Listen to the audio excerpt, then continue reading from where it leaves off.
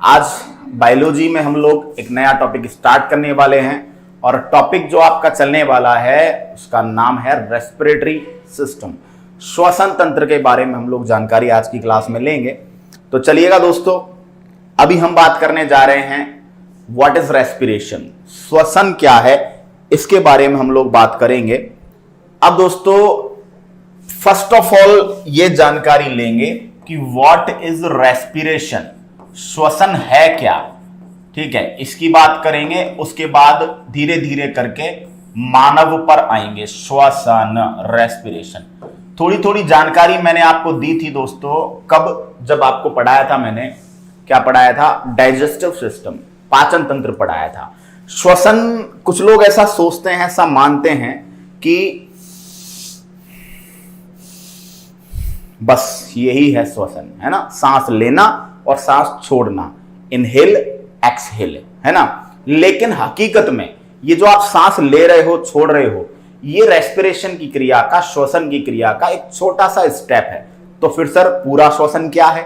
तो श्वसन है दोस्तों ये कि जब आप खाना खाते हैं, जब आप भोजन करते हैं, तो पहले उस भोजन को पचाया जाता है। भोजन को पचाने के पीछे रीजन ही यही है, क्योंकि जो अच्छे से भोजन पकेगा तो वो सरल पदार्थों में टूट जाएगा, वो सिंपल फूड मटेरियल में कन्वर्ट हो जाएगा और सिंपल का होगा श्वसन, तब मिलेगी आपको एनर्जी। इसका मतलब क्या है कि श्वसन वो क्रिया है दोस्तों जिससे हमें क्या मिलती है, ऊर्जा मिलती है। रेस्पिरेशन वो प्रोसेस है हमारी बॉडी में जिससे हमें क्या मिलती है, एनर्जी मिलती है। एनर्जी किससे मिल रही है? वो भोजन से मिल रही है। बीच में एक स्टेप है डाइजेशन। क्यों? क्योंकि जो हम खा रहे हैं वो बहुत ही कॉम्प्लेक्स है, बहुत ही जटिल है। उसको हमको तोड़ तोड़ के सरल में तोड़ना पड़ा।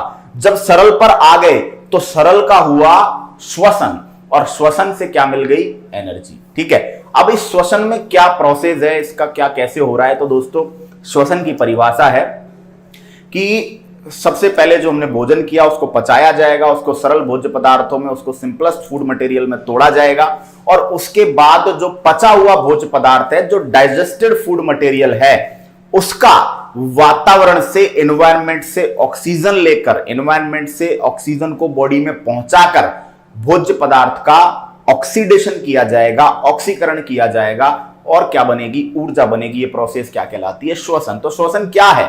श्वसन है दोस्तों पचे हुए भोज्य पदार्थों का वातावरण की ऑक्सीजन के द्वारा, एनवायरमेंटल ऑक्सीजन के द्वारा ऑक्सीडेशन करना, ऑक्सीकरण करना और ऊर्जा प्राप्त करना क्या कहलाता है, श्वसन कहलाता है। तो आप अब समझे होंगे कि जो आपने सांस ली वो क्यों ली। क्यों? क्योंकि आप ऑक्सीजन की हेल्प से भोज्य पदार्थों का, जो पचे हुए हैं उन भोज्य पदार्थों का जो ऑक्सीडेशन करोगे, ऑक्सीकरण करोगे, जो आप एनर्जी प्राप्त करोगे, वो किसकी हेल्प से करोगे, ऑक्सीजन की हेल्प से करोगे। इसीलिए आपको ऑक्सीजन क्या करनी पड़ रही है, लेनी पड़ रही है। अब बदले में क्या बनती है, अंदर CO2 बनती है, तो CO2 को सांस छोड़ते समय बाहर निकालना पड़ता है, समझे। तो व्हाट इज द डेफिनेशन? तो डेफिनेशन क्या है, पचे हुए भोज्य पदार्थों का, डाइजेस्टेड जो फूड मटेरियल है उनका एनवायरमेंटल ऑक्सीजन की हेल्प से, वातावरणीय ऑक्सीजन की सहायता से ऑक्सीकरण करना, ऑक्सीडेशन करना और एनर्जी कंज्यूम करना, एनर्जी प्राप्त करना क्या कहलाता है दोस्तों, आपके श्वसन कहलाता है। श्वसन की अगर मैं बात करूं तो दोस्तों रेस्पिरेशन है 2 टाइप्स। मानव पर मैं आया नहीं हूं, अभी तो केवल श्वसन के बेसिक चल रहे हैं।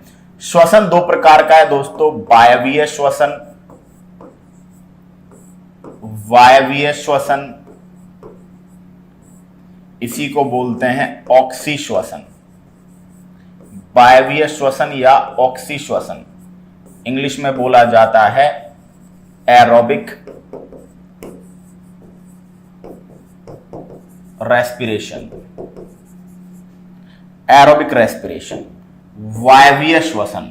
दूसरा अवायवीय श्वसन, अवायवीय श्वसन या बोला जाता है अनॉक्सी श्वसन और इसको बोलते हैं इंग्लिश में anaerobic respiration, anaerobic respiration. Clear? यहां तक बात समझ में आ गई? तो वायवीय श्वसन, अवायवीय श्वसन, एरोबिक रेस्पिरेशन, एनारोबिक रेस्पिरेशन। अब थोड़ा सा समझ पा रहे होंगे कि वायवीय का मतलब तो बनता है ऐसा श्वसन जिसमें सर वायु की जरूरत हो, लेकिन इसका मतलब वायु से नहीं ऑक्सीजन से है।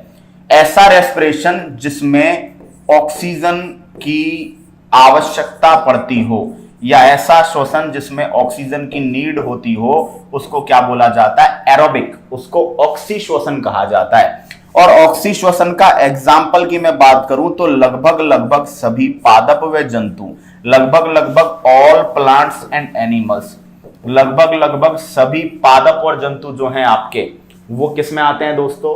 वो ऑक्सी जीव कहलाते हैं, वायवीय जीव कहलाते हैं। क्यों? क्योंकि वो ऑक्सीजन की क्या करते हैं? हेल्प लेते हैं, या ऐसा श्वसन जिसमें ऑक्सीजन की जरूरत पड़ती है उसको क्या कह देते हैं? उसको कह देते हैं दोस्तों वायवीय श्वसन। और ऐसा श्वसन जिसमें O2 की जरूरत नहीं पड़ती उसे क्या कहते हैं दोस्तों? एनाएरोबिक रेस्पिरेशन, अवायवीय श्वसन कहते हैं। इसका एग्जाम्पल की मैं बात करूं तो इसका जो एग्जाम्पल है वो सबसे पहले है दोस्तों यीस्ट। क्लियर? यीस्ट क्या है? कवक जगत में फंगस, जो फंजाई आपका किंगडम है उसका एक मेंबर है यीस्ट। इसके अलावा दोस्तों गहराई में पाए जाने वाले प्लांट्स, गहराई में, समुद्रों में गहराई में पाए जाने वाले प्लांट्स, वहां तक ऑक्सीजन नहीं पहुंच पाती तो वो क्या करते हैं? वो अनॉक्सी श्वसन करते हैं। क्लियर? बात समझ में आ गई यहां तक? तो यीस्ट हो गया, गहराई में प्लांट्स हो गए। इसके अलावा दोस्तों किण्वन, किण्वन नाम आपने सुना होगा, मैं अभी बता देता हूं डिटेल में। फर्मेंटेशन, किण्वन फर्मेंटेशन, ये कैसी प्रक्रिया है दोस्तों? अनॉक्सी श्वसन प्रक्रिया है, एनारोबिक रेस्पिरेशन प्रक्रिया है। ठीक है, तो ऑक्सी श्वसन हम देख रहे हैं कि भाई ऐसा रेस्पिरेशन जिसमें ऑक्सीजन की जरूरत पड़ती है, ऑक्सीजन की हेल्प से एनर्जी बनाई जाती है, वो ऑक्सी श्वसन या वायवीय श्वसन, एरोबिक रेस्पिरेशन। और वे जीव जो ऑक्सीजन की हेल्प लेते हैं या जिनमें ऑक्सी श्वसन होता है उनको ऑक्सी जीव कह देते हैं। और वे जीव, वे ऑर्गेनिजम्स जिनमें ऑक्सीजन की हेल्प नहीं है एनर्जी के लिए, उनको अनॉक्सी बोल देते हैं, एनारोबिक बोल देते हैं। क्लियर? तो क्या किण्वन के बारे में बात आपको समझ में आ गई क्या? जल्दी से स्क्रीनशॉट लीजिएगा, फिर मैं आपको आगे की जानकारी अवेलेबल कराता हूं कि किण्वन क्या है। क्लियर?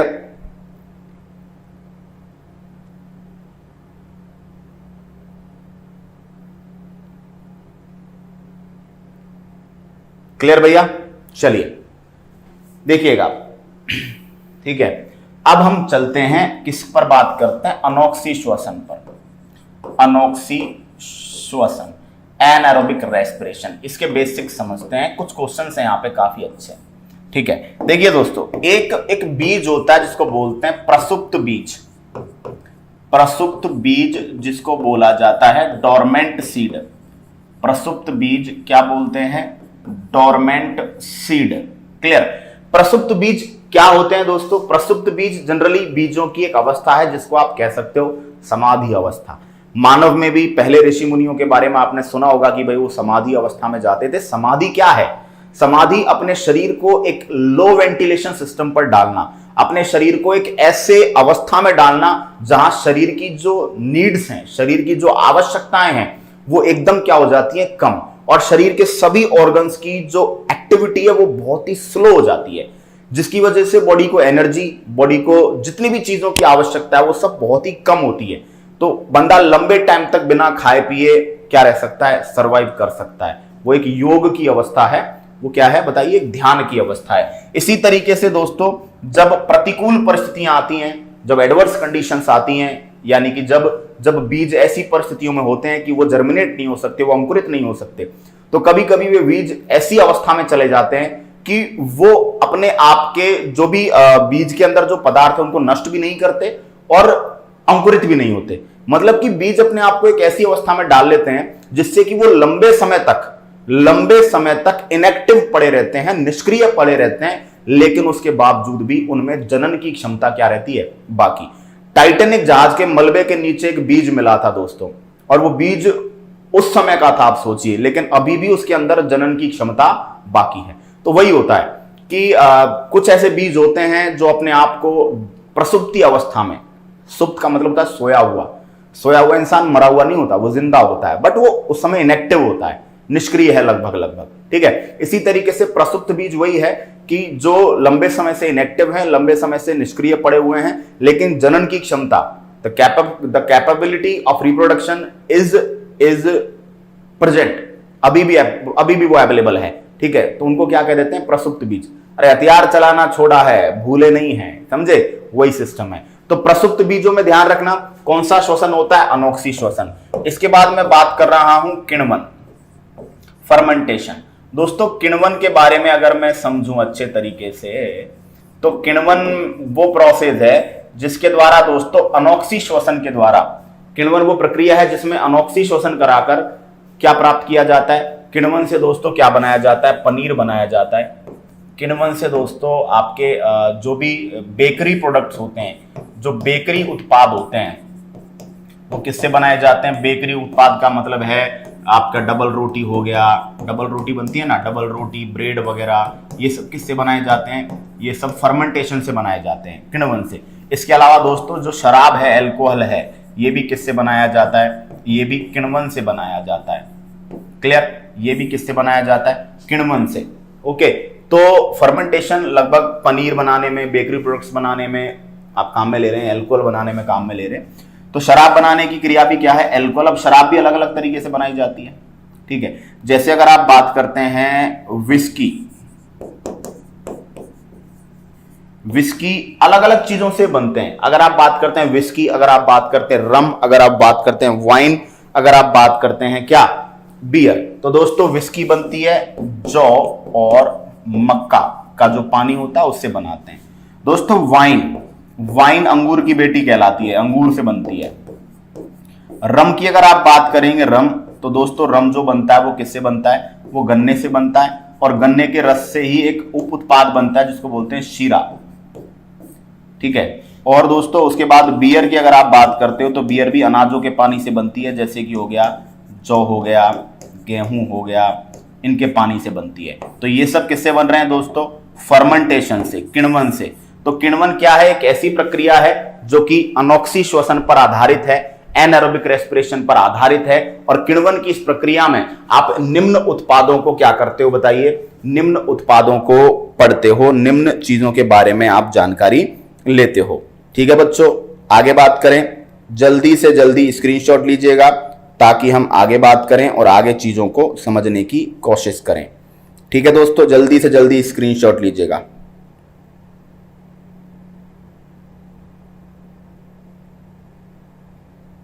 ठीक है भैया,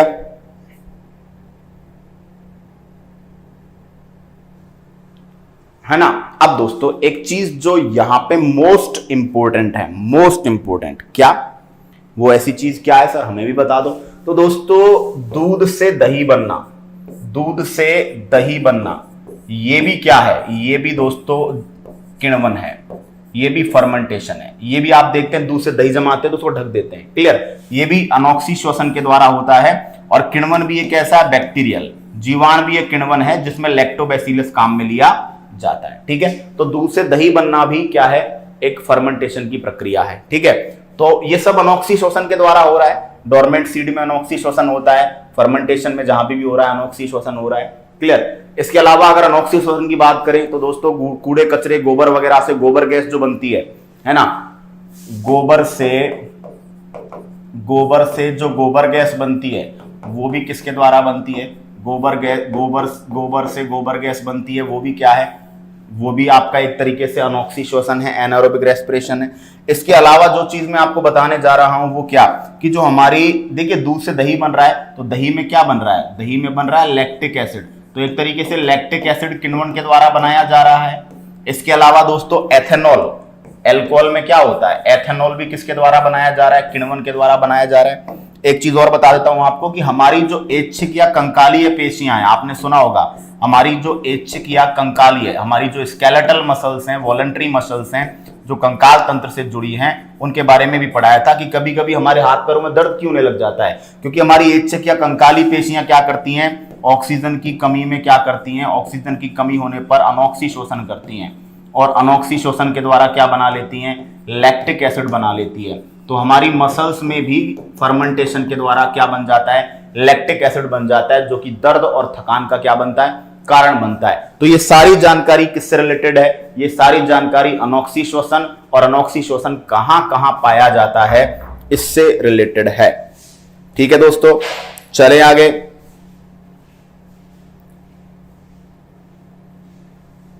चले भैया, कोई दिक्कत? अब देखिएगा दोस्तों, अब हम पढ़ने वाले हैं, अब हम बेसिकली समझने वाले हैं कि मानव शरीर में जो रेस्पिरेशन हो रहा है उसके लिए कौन कौन से अंग रेस्पॉन्सिबल है। मैं मानव पर आता हूं। ठीक है, तो मानव ऑक्सीश्वसन कर रहा है। ठीक है, ऑक्सीश्वसन कर रहा है तो क्रियाविधि हम लोग नेक्स्ट क्लास में देखेंगे, श्वसन की क्या क्रियाविधि है। लेकिन उससे पहले मैं आपको यहां पे जो है कुछ बेसिक जानकारी इसके बारे में देना चाहूंगा। या बताइए, मानव से पहले अन्य जीवों को पढ़ा देता हूं भाई, मानव से पहले अन्य जीवों को पढ़ा देता हूं। चलिए अन्य जीव पढ़ा देता हूं मानव से पहले। विभिन्न जंतुओं के श्वसन अंग, रेस्पिरेटरी ऑर्गन्स। विभिन्न जंतुओं के श्वसन अंग में अगर आप बात करते हैं तो दोस्तों मछली, फिशेस, तो मछली में श्वसन किसके द्वारा होता है? गिल्स। गिल्स को क्या बोलते हैं? गलफड़े। ठीक है, मेंढक की अगर आप बात करते हैं, मेंढक, तो मेंढक में याद रखिएगा दोस्तों, स्किन के द्वारा भी होता है, लंग्स के द्वारा भी होता है और गिल्स के द्वारा भी होता है। तो मेंढक में अगर देखा जाए तो मेंढक में तीनों ही प्रकार की जो व्यवस्था है वो दोस्तों क्या होती है? पाई जाती है। ठीक है, स्किन, लंग्स एंड गिल्स। अगर आप बात करते हैं दोस्तों, अब मेंढक किस में आ गया? उभयचर में, एम्फीबियंस में। क्लियर? तो बच्चे कौन कौन? पक्षी, बर्ड्स हो गए, सरीसृप, रेप्टाइल्स और स्तनधारी। पक्षी, सरीसृप, स्तनधारी, है ना। इन तीनों के अंदर बताइए कौन? लंग्स। लंग्स को आप क्या बोल देते हैं? फेफड़े। ठीक है, अब बात आती है जो बहुत ज्यादा आता है एग्जाम में, कॉकरोच। कॉकरोच मतलब अगर आपसे पूछ ले कीटों के अंदर श्वसन किसके द्वारा होता है, तो कीटों में दोस्तों श्वसन के लिए केवल श्वास नली होती है। श्वास नली को बोलते हैं ट्रेकिया। तो कीटों का श्वसन अंग क्या है दोस्तों? ट्रेकिया है। अगर आप बात करते हैं केंचुआ, क्लियर, तो केंचुए के अंदर रेस्पिरेशन दोस्तों किससे होगा? त्वचा से होगा। केंचुए के अंदर किससे होगा? त्वचा से। और मोस्ट इंपोर्टेंट बहुत आता है दोस्तों, बिच्छू, स्कॉर्पियन। बिच्छू के अंदर श्वसन के लिए कैसी स्ट्रक्चर पाई जाती है? हमारे फेफड़ों की तरह स्ट्रक्चर है, बट वो किताब के जैसे होते हैं, इसलिए उनको क्या बोला जाता है? बुकलंग। और बुकलंग को इंग्लिश में बोला जाता है, बुकलंग को हिंदी में बोला जाता है पुस्त फुफ्फुस। पुस्त का मतलब होता है पुस्तक के जैसे और फुफ्फुस का मतलब होता है लंग्स। तो ये मोस्ट इंपोर्टेंट है एग्जाम में। ये मैंने आपको एक्सक्रीटरी सिस्टम में भी समझाया था। मछलियों में गिल्स, उसके बाद उभयचरों में, अब उभयचर या जल थल दोनों में रहते हैं तो इनके अंदर मिक्सअप पाया जाएगा। इसके बाद बर्ड्स, रेप्टाइल्स, मैमल्स में फेफड़े, कॉकरोच में श्वास नली, केंचुए में स्किन और बिच्छू में दोस्तों क्या याद रखेंगे आप? बुकलंग। श्वसन के लिए, रेस्पिरेशन के लिए याद रखेंगे। अब कुछ लोग दिमाग में आती है, सर मानव स्तनधारी में आता है तो मानव में श्वसन अंग फेफड़े हैं, लेकिन गुरुजी ये बात तो गलत हो गई, हम सांस तो नाक से लेते हैं। तो भाई साहब, नाक तो केवल गैसों को अंदर भेजने का रास्ता है। असली रेस्पिरेशन का जो प्रमुख अंग है, जो ऑक्सीजन को पहुंचाकर CO2 को बाहर निकाल रहा है, वो कौन है? वो कौन है दोस्तों? आपका लंग्स है। लेकिन अगर क्वेश्चन पूछ ले दोस्तों कि श्वसन अंग, है ना, श्वसन अंग क्या है? श्वसन अंग है हमारा लंग्स। लेकिन अगर आपसे कोई पूछ ले प्रमुख श्वसनीय कोशिकांग, है ना, क्यों? क्योंकि दोस्तों ऑक्सीजन की जरूरत हर कोशिका को होती है। तो प्रमुख श्वसनीय कोशिकांग का अगर नाम दोगे तो माइटोकॉन्ड्रिया। जिन्होंने कभी कोशिका टॉपिक पढ़ा होगा उन्हें पता होगा कोशिका का शक्ति गृह, पावर हाउस, ऊर्जा का निर्माण कहां पर होता है? माइटोकॉन्ड्रिया में होता है। क्योंकि जो ऑक्सीजन आप भेज रहे हो वो ऑक्सीजन प्रत्येक सेल में जाती है और उसके माइटोकॉन्ड्रिया तक जाती है। वहां जाकर फाइनली क्या बनती है? एनर्जी बनती है। तो अगर आपसे कोई पूछ लेता है कि प्रमुख श्वसनीय कोशिकांग कौन सा है, तो आप आंसर कर देंगे सर माइटोकॉन्ड्रिया है। जो आपका प्राइमरी रेस्पिरेटरी सेल ऑर्गन की बात करें तो माइटोकॉन्ड्रिया, और अगर बॉडी ऑर्गन की बात करें तो आप क्या कर देंगे दोस्तों? लंग्स आंसर कर देंगे, आपके फुफ्फुस, फेफड़े आंसर कर देंगे।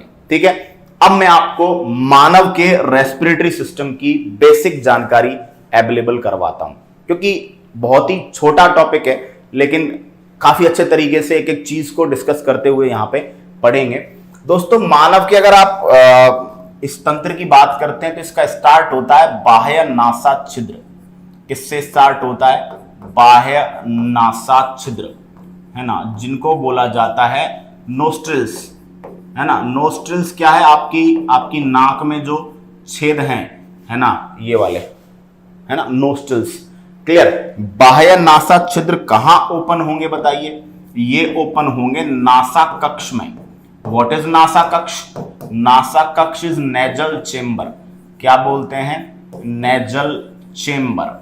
नेजल चेंबर कौन सा है? देखिए ये दोनों होल्स हैं, ये जो पीछे आप देख रहे हो नेजल चेंबर, अभी अंदर तक चलता चला जाता है, ठीक है। नासा कक्ष आपका खुलेगा दोस्तों फेरिंग्स ग्रसनी। याद करो जिन्होंने डाइजेस्टिव सिस्टम पढ़ा है, फेरिंग्स ग्रसनी। और ग्रसनी के बारे में एक लाइन लिखी थी दोस्तों, क्या लाइन लिखी थी? ग्रसनी के बारे में एक लाइन लिखी थी, भोजन व श्वसन मार्ग का, भोजन व श्वसन मार्ग का चौराहा, भोजन व श्वसन मार्ग का चौराहा, भोजन व, है ना, यानी आपके डाइजेस्टिव ट्रैक्ट और रेस्पिरेटरी ट्रैक्ट की क्रॉसिंग, है ना, यहां पे भोजन और वायु क्रॉस करते हैं। अब दोस्तों थोड़ा सा देखिएगा जरा, अब श्वसन तंत्र पढ़ा रहा हूं तो फेरिंग्स को किस में खोलेंगे? श्वास नली में। ये क्या है दोस्तों? आपके श्वास नली। ये लीजिए बना दी हमने श्वास नली, और श्वास नली को लिख दिया है ट्रेकिया। श्वास नली को क्या लिख दिया? ट्रेकिया। श्वास नली का जो गेट है, गेट, इस गेट को बोलते हैं ग्लोटिस।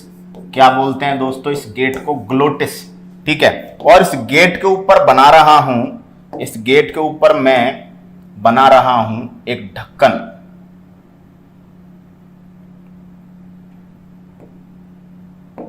ठीक है, ये बना दिया गेट, और इस गेट के ऊपर बना रहा हूं मैं एक ढक्कन। लीजिए ये ढक्कन,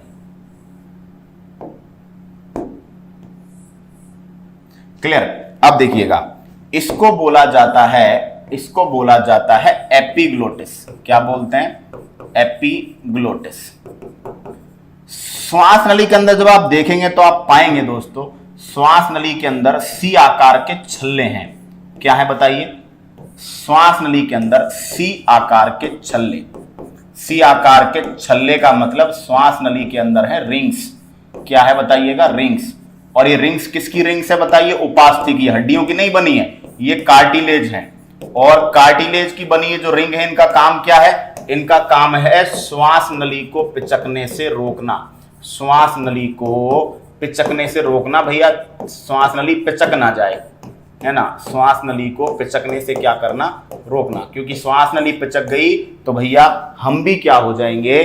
पिचक जाएंगे। अगर श्वास नली पिचक गई तो हम भी क्या हो जाएंगे? पिचक जाएंगे। मार्कर को थोड़ा पतला करना पड़ा मुझे, वो इसीलिए करना पड़ा क्योंकि थोड़ा सा जरूरी है फिलहाल के लिए कि हम जो है क्योंकि डायग्राम जो है फिर आएगा नहीं पूरा, है ना। नशा क्यों हो जाता है? देखिए नशा एक अच्छी चीज से हजारों चीज बन सकती हैं, जो अच्छी भी हो सकती हैं, बुरी भी हो सकती हैं, है ना। तो ये जरूरी नहीं है कि एक अच्छा पदार्थ हमेशा अच्छे ही रिजल्ट दे। वो उसको लेबोरेटरी में या उसको अलग अलग प्रोसेस से जहरीले पदार्थों में भी कन्वर्ट किया जा सकता है। ठीक है, क्लियर भैया? देखिएगा अब डायग्राम में प्रॉपरली दिख रहा होगा आपको, आई होप सो। एक बार मैं चेक करके देख लेता हूं। बिल्कुल ठीक है, अच्छे से दिख रहा है, कोई दिक्कत वाली बात नहीं है, बिल्कुल अच्छे से दिख रहा है। ठीक है, अब देखिएगा।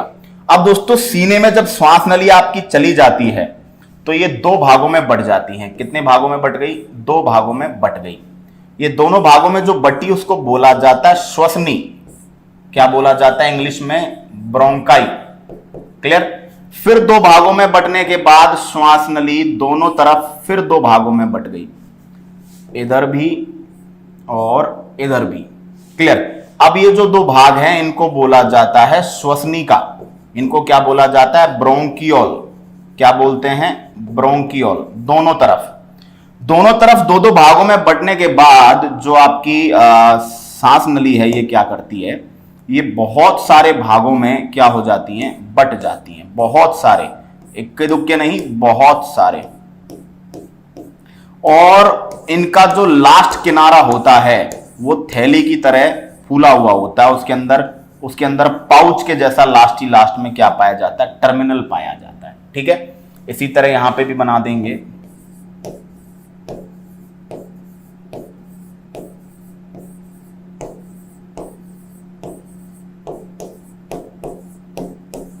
इस तरीके से, ठीक है।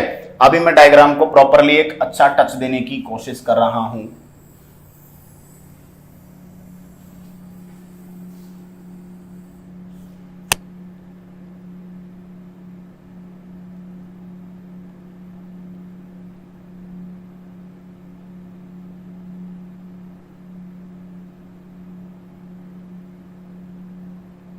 ठीक है, क्लियर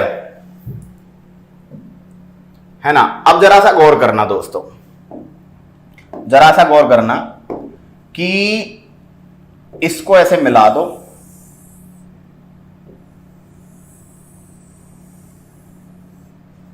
और इसको भी ऐसे मिला दो। ये क्या बन गए दोस्तों, आपके लंग्स। अब लंग्स में जो ये आपको लास्ट में जो स्ट्रक्चर दिख रही है, क्या ये इसको बोला जाता है वायु कूपिका। वायु कूपिका, वायु कूपिका को इंग्लिश में कहते हैं एल्वोलाई। एल्वोलाई। और मोस्ट इंपोर्टेंट क्वेश्चन बनता है श्वसन तंत्र की, श्वसन तंत्र या फेफड़ों की क्रियात्मक इकाई, श्वसन तंत्र या फिर किसकी, फेफड़ों की फंक्शनल यूनिट। श्वसन तंत्र या फेफड़ों की क्रियात्मक इकाई क्या कहलाती है भाई? जैसे आपको किडनी में पढ़ाया था, किडनी की फंक्शनल यूनिट नेफ्रॉन है। जैसे मैंने आपको पढ़ाया था कि भैया नर्वस सिस्टम की जो फंक्शनल यूनिट है वो न्यूरॉन है। इसी तरीके से आपके रेस्पिरेटरी सिस्टम की या फिर लंग्स की जो फंक्शनल यूनिट है वो क्या है दोस्तों, वो आपके वायु कूपिका है। यानी हकीकत में जब फेफड़ों में हवा भरती है तो वो दोस्तों हवा यहां से चलती यहां चलती कहां भर जाती है, इन थैलियों में भर जाती है, जिससे पूरे फेफड़े फूल जाते हैं। तो दोबारा समझिएगा, सबसे पहला पॉइंट एक्सटर्नल नोस्ट्रिल्स, बाह्य नासा छिद्र जो एकदम बाहर होते हैं, इनसे गैसें एंटर करती हैं। दोस्तों नासा कक्ष में दो चीजें होती हैं। नासा कक्ष में एक तो म्यूकस ग्लैंड होती है, श्लेष्मा ग्रंथि होती है, और दोस्तों नासा कक्ष में क्या पाए जाते हैं, हेयर्स पाए जाते हैं। और इन दोनों चीजों का काम क्या है दोस्तों, इन दोनों का काम है धूल कणों को रोकना। जो डस्ट पार्टिकल्स होते हैं उनको क्या करना, उनको अंदर जाने से रोकना। इसीलिए मुंह से भी सांस ले सकते हैं, लेकिन मुंह से नहीं लेना चाहिए, क्योंकि मुंह से सांस लोगे तो डस्ट पार्टिकल्स जो अंदर जाते हैं उनको रोकने की व्यवस्था नहीं है, लेकिन नाक में वो डस्ट पार्टिकल्स रुक जाते हैं। क्लियर? तो दोस्तों समझना प्यार से कि जो नासा कक्ष है उसमें दो पार्ट है, श्लेष्मा ग्रंथि है जो कि अंदर एक चिपचिपा सा पदार्थ मुक्त करती है। जब आपको जुकाम होती है तो ये जो म्यूकस ग्लैंड है उसमें सूजन आ जाती है, जिससे रास्ता बंद हो जाता है। समझे? ये क्या करते हैं दोनों, ये दोस्तों हेयर्स और जो आपके म्यूकस ग्लैंड है ये डस्ट पार्टिकल्स को अंदर जाने से रोकते हैं। इसके बाद आया दोस्तों फेरिंग्स। फेरिंग्स भोजन और श्वसन मार्ग का चौराहा है। श्वास नली की बात करें तो श्वास नली का गेट दोस्तों ग्लोटिस कहलाता है। श्वास नली को इंग्लिश में ट्रेकिया कहते हैं, इंग्लिश में विंड पाइप बोला जाता है, विंड पाइप, है ना। एक चीज और मैंने आपको यहां पर देखिए दी है, एपिग्लोटिस। दोस्तों क्वेश्चन आता है एपिग्लोटिस को लेके। एपिग्लोटिस को क्या बोला जाता है, एपिग्लोटिस को बॉडी का ट्रैफिक कंट्रोलर बोला जाता है। एपिग्लोटिस को बॉडी का क्या बोला जाता है, ट्रैफिक कंट्रोलर। एपिग्लोटिस को बॉडी का ट्रैफिक कंट्रोलर, यातायात प्रबंधक या ट्रैफिक पुलिसमैन कहते हैं। रीजन क्या है, क्योंकि दोस्तों जो एपिग्लोटिस है आपका, ये क्या करता है, भोजन करते समय भोजन के कणों को श्वास नली में जाने से रोकता है। भाई ये ऐसे ऊपर नीचे होता रहता है, तो जब इसके ऊपर भोजन के कण पड़ जाते हैं तो श्वास नली को ढक देता है। अब श्वास नली को ढक दिया तो भोजन करते समय आप, मतलब खाने को निगलते समय आप सांस नहीं ले सकते। जैसे ही खाना अंदर गया भोजन की नली में, अब ये वापस खुल जाएगा, अब आप सांस ले सकते हो। ढका रह गया ना तो आप ढके रह जाओगे। समझे? तो एपिग्लोटिस जो है उसको घाटी ढक्कन कहते हैं, घाटी ढक्कन। क्योंकि एपिग्लोटिस क्या करता है दोस्तों, एपिग्लोटिस आपको भोजन करते समय डस्ट पार्टिकल्स को आपके श्वास नली में जाने से रोकता है। क्या ये बात आपको समझ में आई? क्या ये बात अच्छे से आपके दिमाग में बैठी या नहीं बैठी, बताइएगा, बताइएगा जरूर कमेंट बॉक्स में। ठीक है भैया, चलें आगे।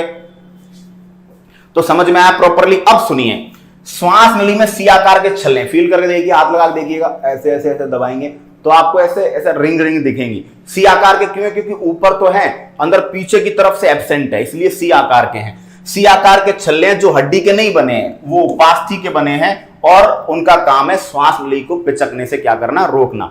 श्वास नली सीने में जाकर लेफ्ट और राइट दो भागों में बढ़ जाते हैं, उनको बोलते हैं श्वसनी, ब्रोंकाई।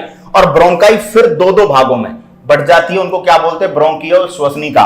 और श्वसनिकाएं जो होती हैं वो दोनों फेफड़ों में बहुत सारे पार्ट्स में बढ़ जाती है, उनको क्या बोला जाता है, वायु कुपिका कहते हैं। और वायु कुपिकाओं का जो एंड है, जो अंतिम सिरा है, वो थैली की तरह फूला हुआ होता है। और थैली की तरह फूला हुआ होता है तो दोस्तों उनके अंदर क्या बढ़ जाती है, एयर बढ़ जाती है। ठीक है, तो ये पूरा इन्वायरमेंट आपके क्या कहलाएगा, फेफड़े कहलाएगा। फेफड़ों की क्रियात्मक इकाई फंक्शनल यूनिट किसको बोला जाता है, तो आप कहेंगे सर फेफड़ों की फंक्शनल यूनिट जो है ये बोला जाता है आपके एल्वोलाई को, वायु कुपिकाओं को। ठीक है, क्लियर है यहां तक, कोई दिक्कत भैया बताइएगा, है ना। तो बहुत ही प्रॉपरली मैं ये सब रिपीट कर चुका हूं, टेंशन की कोई बात नहीं है। ठीक है, स्क्रीनशॉट ले लीजिएगा। अब मैं फेफड़ों के बारे में बात करता हूं दोस्तों। लंग्स, फुफ्फुस, फेफड़े। दोस्तों लंग्स की अगर मैं बात करूं तो दोस्तों आपकी बॉडी में कितने हैं, दो। दोनों का टोटल वेट मिलाकर लगभग वेट की बात करते हैं तो 1.2 टू लगभग 1.5 केजी आपके दोनों लंग्स का वेट है। ठीक है, दोनों फेफड़ों का जो आपके भार है लगभग कितना है दोस्तों, 1.2 टू 1.5 केजी है। ठीक है भैया। अच्छा, एक चीज और बताइएगा कि अभी जो डायग्राम समझाया था वो अच्छे से सब बच्चों को समझ में आया नहीं आया, बोलिएगा, बताइएगा भाई। क्रियाविधि बाकी रहेगी, अभी क्रियाविधि जो है हम लोग कल की क्लास में पढ़ेंगे, अभी आज की क्लास में केवल हम लोग जो है वो बेसिक्स की बात कर रहे हैं। ठीक है भैया, चलिएगा, ओके। तो फेफड़ों का वेट तो ये आ गया, और पृष्ठीय क्षेत्रफल जो आपका आता है वो 180 मीटर स्क्वायर के करीब है, जो कि ऐसा बोलते हैं कि एक बैडमिंटन कोर्ट के बराबर है। बैडमिंटन के मैदान को क्या बोलते हैं, कोर्ट बोलते हैं। जैसे क्रिकेट के मैदान को पिच कहते हैं ना, ऐसे बैडमिंटन का मैदान क्या कहलाता है, कोर्ट। ओके, तो बैडमिंटन के मैदान के बराबर फेफड़ों का टोटल पृष्ठीय क्षेत्रफल, एक आप एल्वोलाई को खोल देंगे तब। ठीक है, फेफड़ों के अंदर लगभग 30 करोड़ क्या पाई जाती हैं, एल्वोलाइज पाई जाती हैं। लगभग 30 करोड़ वायु कुपिकाएं फेफड़ों में पाई जाती हैं। अगर फेफड़ों की बात करते हैं तो दोस्तों जो आपका राइट वाला फेफड़ा है, राइट लंग है, उसमें कितनी लोब होती हैं, 3 पालियां। कितनी पालियां होती हैं, 3 पालियां। क्लियर। और जो आपका लेफ्ट लंग है, जो आपका बायां फेफड़ा है, उसके अंदर कितनी लोब होती हैं, 2 लोब, 2 पालियां। इसलिए जो दायां फेफड़ा है वो आपका क्या होता है, बड़ा। क्लियर। और बायां फेफड़ा आपका क्या होता है, तुलनात्मक रूप से छोटा। क्लियर। तो सिंपली अगर बात करें तो राइट लंग जो है वो उसमें 3 लोब्स हैं, जो आपका लेफ्ट लंग है उसके अंदर 2 पालियां। पालियां का मतलब एक तरीके से हिस्से। इसीलिए दोस्तों आपका दायां फेफड़ा बड़ा और बायां फेफड़ा क्या होता है, छोटा होता है। आगे की अगर आप बात करें तो दोस्तों फेफड़ों पर जो आवरण पाया जाता है उस आवरण को बोला जाता है प्लूरा। क्या कहते हैं, प्लूरा। और प्लूरा में कितनी परतें हैं, 2 परतें हैं दोस्तों। कितनी लेयर्स हैं, 2 लेयर। और 2 लेयर जो आपकी हैं, इन दोनों लेयरों के बीच में एक द्रव भरा रहता है जिसे प्लूरल द्रव कहते हैं। क्या बोलते हैं दोस्तों, प्लूरल द्रव। और प्लूरल द्रव क्या करता है, फेफड़ों की सतह पर फ्रिक्शन को कम करता है। फेफड़ों की सतह पर घर्षण कम करता है। फेफड़ों की सतह पर फ्रिक्शन को, घर्षण को क्या करता है, कम। तो अगर हम फेफड़ों की बात करें तो दोस्तों आपके जो लंग्स हैं वो कहां पाए जाते हैं, आपके वक्ष भाग में पाए जाते हैं, पसलियों के नीचे, अंडर द रिब्स। क्लियर। कहां पाए जाते हैं, पसलियों के नीचे। 2 आपके फेफड़े हैं, और जो फेफड़े हैं इनके बारे में क्या, कि दोनों फेफड़ों में राइट वाला बड़ा है, लेफ्ट वाला छोटा है। राइट वाले में 3 लोब्स हैं, लेफ्ट वाले में 2 लोब हैं। राइट वाला जो है वो बड़ा, लेफ्ट वाला छोटा। क्लियर। दोनों फेफड़ों पर जो आवरण है उसको प्लूरा कह रहे हैं। और दोस्तों प्लूरा जो आवरण है इसमें कितनी लेयर्स हैं, 2 लेयर हैं। फेफड़ों के दोनों लेयर्स के बीच में एक लिक्विड भरा है जिसको प्लूरल द्रव कह रहे हैं। और ये फेफड़ों की सरफेस पर फ्रिक्शन को क्या करता है दोस्तों, कम करता है। दोनों लंग्स का टोटल वेट अगर आप देखेंगे तो लगभग 1.2 टू 1.5 केजी मिलेगा।